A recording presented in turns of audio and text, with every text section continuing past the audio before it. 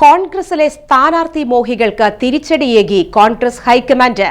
നിലവിൽ എംപിമാരായവർ നിയമസഭാ തെരഞ്ഞെടുപ്പിലേക്ക് മത്സരിക്കേണ്ടതില്ല എന്ന തീരുമാനമാണ് AICC നേതൃത്വം കൈക്കൊണ്ടിരിക്കുന്നത്. അടുത്ത കാലത്ത് നടന്ന ഉപതെരഞ്ഞെടുപ്പുകളിലും തദ്ദേശ സ്വയംഭരണ തെരഞ്ഞെടുപ്പുകളിൽ UDF കൈവരിച്ച മേൽക്കൈ നിയമസഭാ തെരഞ്ഞെടുപ്പിലും ആവർത്തിക്കുമെന്ന പ്രതീക്ഷയിലാണ് പല എംപിമാരും നിയമസഭയിലേക്ക് മത്സരിക്കാൻ അണിയറ നീക്കങ്ങൾ നടത്തിയത്. UDFന് ഭരണം കിട്ടിയാൽ തങ്ങൾക്ക് മന്ത്രിസ്ഥാനം കിട്ടുമെന്ന പ്രതീക്ഷയാണ് പല എംപിമാർക്കുമുള്ളത്. ആലപ്പുഴയിലെ എംപിയും ദേശീയ നേതാവുമായ KC വേണുഗോപാൽ ആകട്ടെ മുഖ്യമന്ത്രിയാകാനും താൻ യോഗ്യനാണെന്ന ചിന്താഗതിക്കാരനാണ്.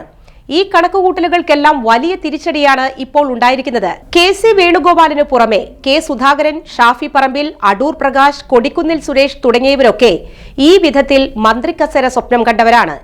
എംപിമാർ നിയമസഭയിലേക്ക് കൂട്ടത്തോടെ മത്സരിച്ച് ജയിച്ചാൽ മറ്റൊരു മിനി ലോക്സഭാ തെരഞ്ഞെടുപ്പ് വേണ്ടിവരും.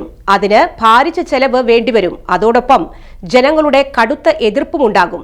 ഇതെല്ലാം കണക്കിലെടുത്താണ് എംപിമാരായി തുടർന്നാൽ മതിയെന്ന കടുത്ത തീരുമാനം കോൺഗ്രസ് ഹൈക്കമാൻഡ് കൈക്കൊണ്ടത്.